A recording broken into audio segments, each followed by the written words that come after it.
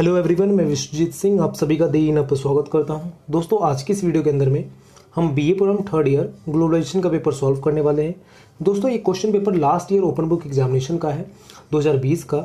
दोस्तों, इस question paper को सॉल्व करने का आपको फायदा ये होगा कि कई बार क्या होता है, सोल के अंदर में क्वेश्चन रिपीट होते हैं, तो हमें उसका आइडिया मिल जाएगा कि किस तरह के क्वेश्चंस रिपीट हो सकते हैं। दूसरा चीज़ ये कि इस बार बहुत सारे बच्चे first time open book examination देने वाले हैं, तो उनको भी क्लियर होगा कि किस तरह के क्वेश्चंस ओपन बुक एग्जामिनेशन में पुटअप किए जाते हैं, ये उनको समझ में आ जाएगा। तो वीडियो स्टार्ट करते हैं दोस्तों आज का। सबसे पहले बेसिक डिटेल के बारे में बात करें तो यूनिक पेपर कोड C811 होगा आपका। ठीक है, बीए प्रोग्राम के लिए क्वेश्चन पेपर है, ग्लोबलाइजेशन सब्जेक्ट हो गया आपका और थर्ड ईयर वाले बच्चों के लिए होगा।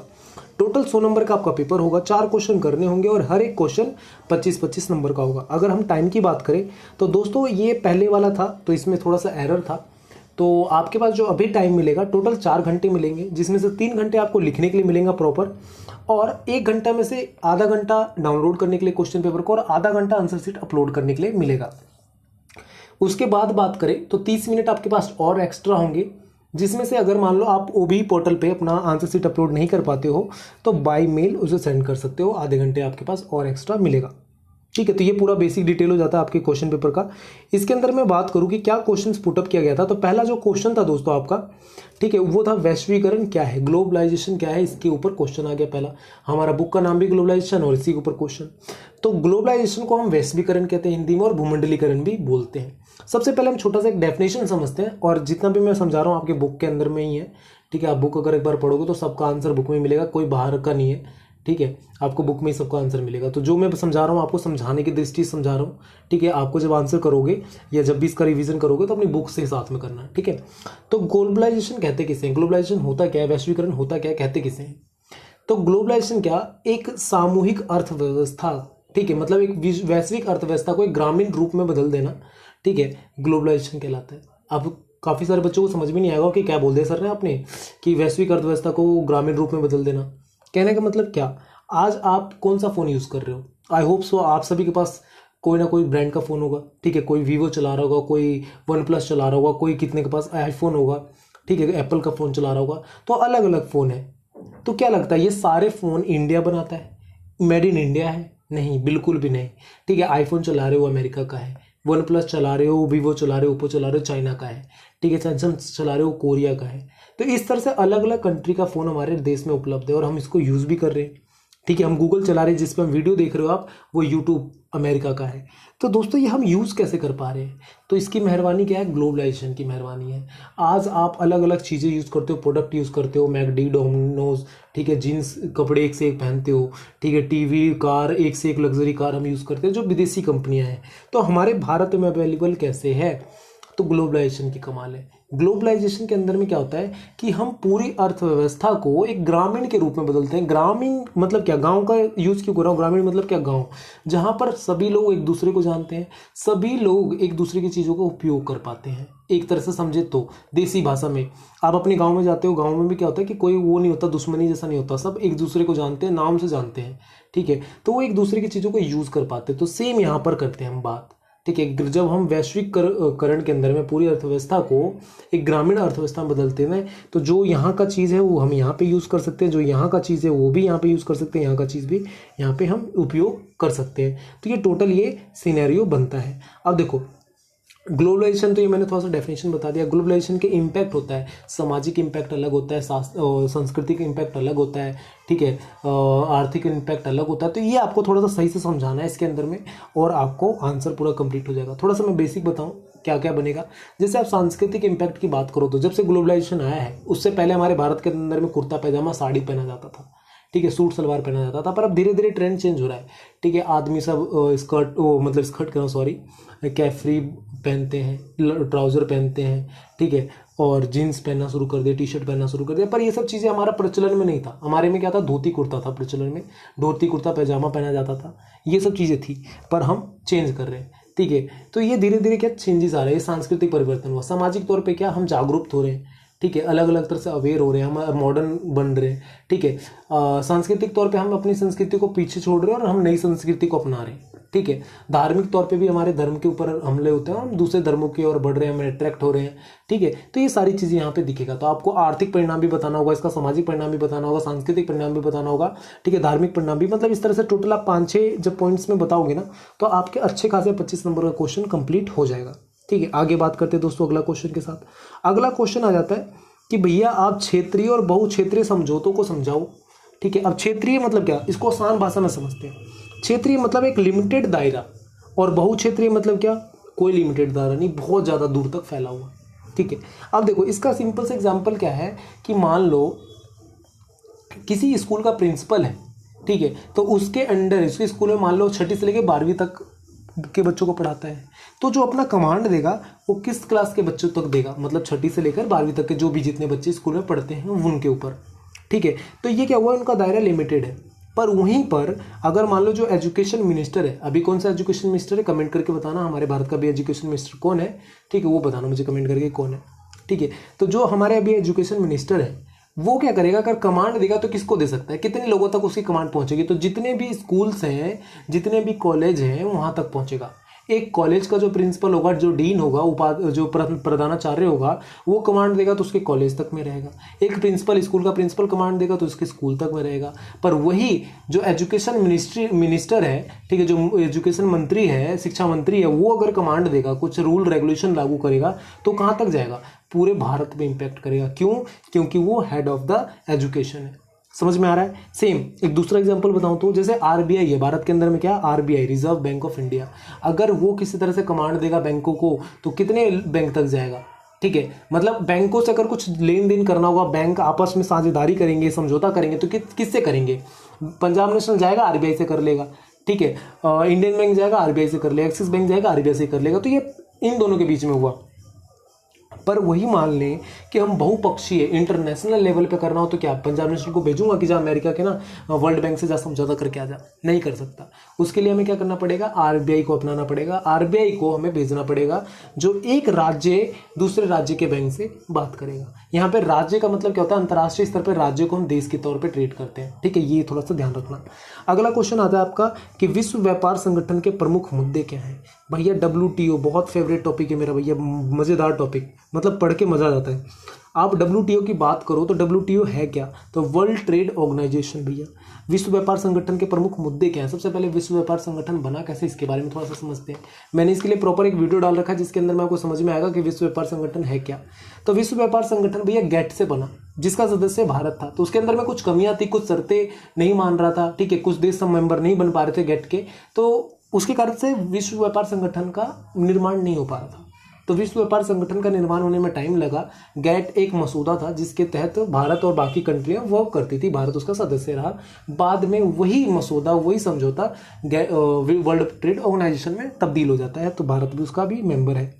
अब इसके मुद्दे की बात करें तो इसका निर्माण क्यों किया गया, तो भैया एक पूरे विश्व को एक आर्थिक मंच देने के लिए, एक मंच प्रदान करने के लिए वर्ल्ड ट्रेड ऑर्गेनाइजेशन का निर्माण किया गया कि अगर मान लो मुझे चाइना से कोई दिक्कत है, भारत को दिक्कत है, पाकिस्तान को मान लो इंडिया से कोई दिक्कत है व्यापार करने में, तो क्या करेगा, वर्ल्ड ट्रेड में जाकर अपनी बात उठाएगा, ठीक है। अभी देखो कोरोना का टाइम चल रहा है, हमने टैरिफ अपना जो मतलब चाइना से माल लेते हैं या जब देते हैं तो उस पर हमने ना अपना बढ़ा दिया, टैक्स बढ़ा दिया कि भैया हम ज़्यादा टैक्स लेंगे, ठीक है। रीज़न क्या है कि आप कोरोना वाले देशों हम नहीं लेंगे आपसे। अमेरिका ने चाइना के ऊपर दबाव बनाने के लिए अमेरिका ने भी बढ़ा दिए, ठीक है। इस तरह से अलग अलग कंट्री ना बढ़ाती घटाती रहती है अपना अपना। तो इसका संतुलन में बनाए रखने के लिए, व्यापार में संतुलन बनाए रखने के लिए वर्ल्ड ट्रेड ऑर्गेनाइजेशन का निर्माण किया गया, ठीक है। बाजार में संतुलन हो, एक मंच प्रदान किया जाए, ठीक है, सभी रूप से समान रूप से व्यापार किया जा सके, ठीक है। तो इस सब चीज़ को ना संभालने के लिए, ठीक है, पूरा रेगुलेट करने के लिए वर्ल्ड ट्रेड ऑर्गेनाइजेशन का निर्माण किया गया, जिससे सही तरीके से एक व्यापार को अंतर्राष्ट्रीय स्तर पर रेगुलेट किया जाए। अगला क्वेश्चन आ जाता है भैया संरचनात्मक, ठीक है, संरचनात्मक समायोजन कार्यक्रम, जिसे हम कहते हैं स्ट्रक्चरल एडजस्टमेंट प्रोग्राम। अभी इसको क्वेश्चन क्या है, अभी तो यहाँ पे पूरा बड़ा सा नाम दे रखा है स्ट्रक्चरल एडजस्टमेंट प्रोग्राम, पर कई बार क्या होता है SAP के नाम से आ जाता है कि भैया SAP क्या है, SAP। तो स्ट्रक्चरल एडजस्टमेंट प्रोग्राम, एडजस्टमेंट मतलब क्या होता है कि एडजस्ट करना, ठीक है। एडजस्ट करना मतलब किसी चीज़ का काम चलाना। देखो तो इसका शुरुआत क्या हुआ, इसकी जरूरत क्या पड़ा, और आपके जो ग्लोबलाइजेशन की बुक है इसका फर्स्ट चैप्टर ही यही है आपका, ठीक है। तो फर्स्ट चैप्टर के अंदर में बहुत अच्छे से बता रखा है।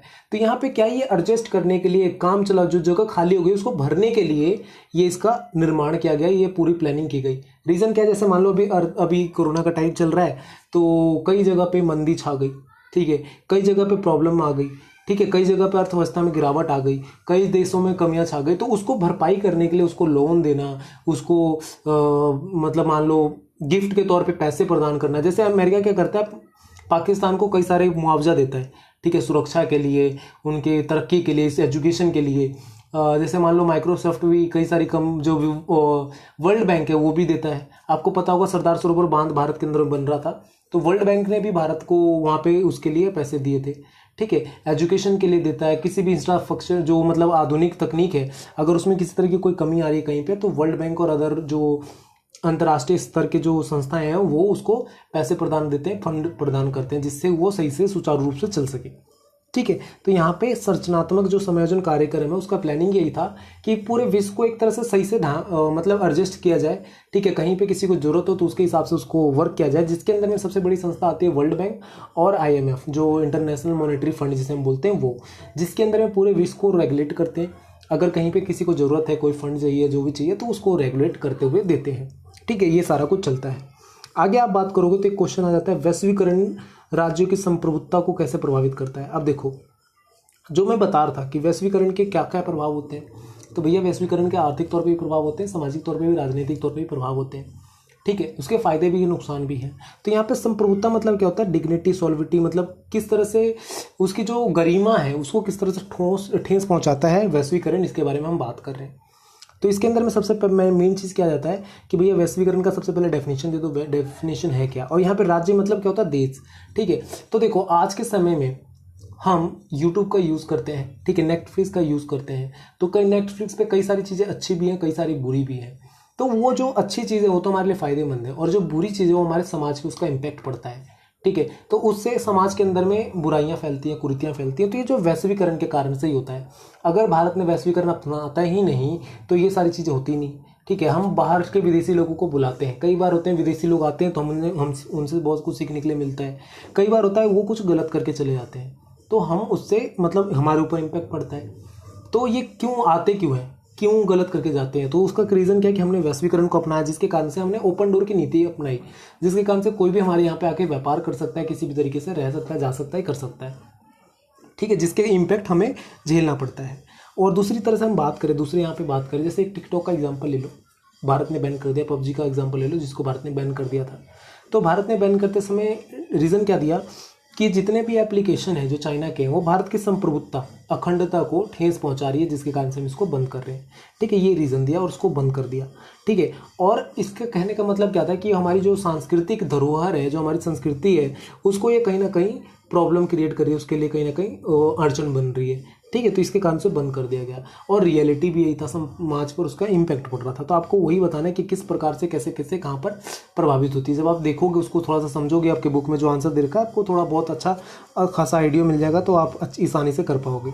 एक लास्ट क्वेश्चन आ जाता है दोस्तों कि 1970 की जो अर्थव्यवस्था है, वैश्विक अर्थव्यवस्था, उसके अंदर में निरंतर बदलाव आ रही थी। तो किस प्रकार के बदलाव थे उसके बारे में हमें चर्चा करना है, ठीक है। तो यहाँ पे चर्चा क्या करना है, जैसे मैं बताना है कि 1970 की अर्थव्यवस्था क्या, आप सबसे पहले ये देख लो।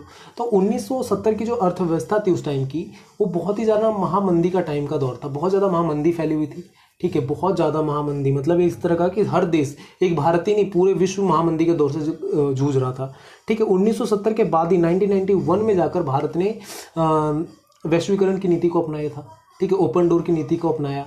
LPG जो नीति थी डॉक्टर मनमोहन सिंह की, जो हमारे उस समय वित्त मंत्री थे, उन्होंने अपनाया, ठीक है। वहीं पे उन्हें कहा गया था कि भाई विश्व के सबसे बड़े अर्थशास्त्री के तौर पे उन्हें बोला जाने लगा, मनमोहन सिंह को, ठीक है। क्योंकि रीज़न क्या था कि जब भारत बहुत बड़ा महामंदी से जूझ रहा था, तब मनमोहन सिंह सामने आए और उन्होंने LPG की नीति लाई। LPG की नीति के अंदर में क्या था कि लिबराइजेशन, प्राइवेटाइजेशन और ग्लोबलाइजेशन, जिसमें भाई उदारीकरण, वैश्वीकरण और निजीकरण का उन्होंने सूत्र दिया, जिसमें निजीकरण में जो कंपनियां थी उनको निजी प्राइवेट कर दिया गया, उदारीकरण में सबको लाइसेंस बांटे गए, ठीक है, लाइसेंस प्रक्रिया स्टार्ट किया गया, और वैश्वीकरण में बाहर की विदेशी कंपनियों को बुलाया गया कि भैया आप आओ हमारे यहाँ पे व्यापार करो। तो इस तरह से पूरा प्रोसेस चलने लगा, ठीक है। तो ये सबसे बड़ा बदलाव का कारण बनता है, और इसको हम उसके हिसाब से बताएंगे कि विश्व स्तर पर क्या प्रभाव पड़ रहा था, ठीक है, क्या क्या चेंजेस आए, तो ये आपको बताना है दोस्तों ये सारे क्वेश्चंस का आंसर आपके बुक में ही है। सबसे पहले मैं बात करूँ कि अगर मान लो आपको करना ही हो पेपर, ये सेम पेपर आता है, तो आप कौन कौन से क्वेश्चन के थ्रू जाओ जिससे आपको ज़्यादा अच्छे नंबर मिले। तो मैं कहूँगा पहला क्वेश्चन करो, ग्लोबलाइजेशन क्या है। इसके अंदर में आप जब उसका प्रभाव बताओगे ना, अच्छा प्रभाव, खराब प्रभाव, सकारात्मक नकारात्मक, क्या प्रभाव पड़ रहा है, ठीक है, किस तरह से समाज पे इम्पैक्ट पड़ता है, अच्छा खराब दोनों बताओ, तो आपको अच्छा खासा वहाँ पे नंबर मिल जाएगा। 25 नंबर के क्वेश्चन में आप 10-12 पॉइंट अगर लिख देते हो तो अच्छा खासा नंबर मिलेगा, 4-5 पेज में हो जाएगा, ठीक है। यहाँ पे फिर आप तीसरा क्वेश्चन कर लो, विश्व व्यापार संगठन वाला, ठीक है, संरचनात्मक वाला अगर आपको आता है तो कर लो, नहीं तो फिर 5वां क्वेश्चन करो। ये 4 क्वेश्चन करो, बहुत अच्छे से हो जाता है। अब मैं कहूँगा अगर मान लो चौथा क्वेश्चन नहीं भी करते हो, क्योंकि चौथा सा क्वेश्चन थोड़ा डिफिकल्ट है, ठीक है, तो आप पहला करो, तीसरा करो, 5वां करो और छठा करो। ये छठे तीनों जो क्वेश्चन, चारों क्वेश्चन मैंने बताया ना आपको, ये सारे क्वेश्चन क्या है, पॉइंट्स वाले हैं। इसमें ज़्यादा से ज़्यादा पॉइंट बन सकते हैं, आसानी से बन सकते हैं, और आप मन से बना सकते हो अपने पॉइंट, ठीक है। तो उसके कारण से आपको ज़्यादा नंबर लिखने का मौका मिलेगा, ज़्यादा नंबर दे सकता है टीचर। तो ये सारी चीज़ें यहाँ पे देखने के लिए मिलेगा आपको। तो मैं सजेस्ट यही करूँगा कि ये 4 क्वेश्चन को आप सॉल्व करके इसको डालो, ज़्यादा बेटर रहेगा, ठीक है। अगर आपको किसी तरह का और भी डाउट हो तो आप हमारे सोशल मीडिया प्लेटफॉर्म को जुड़ सकते हो, वहाँ पे हमसे पूछ सकते हो।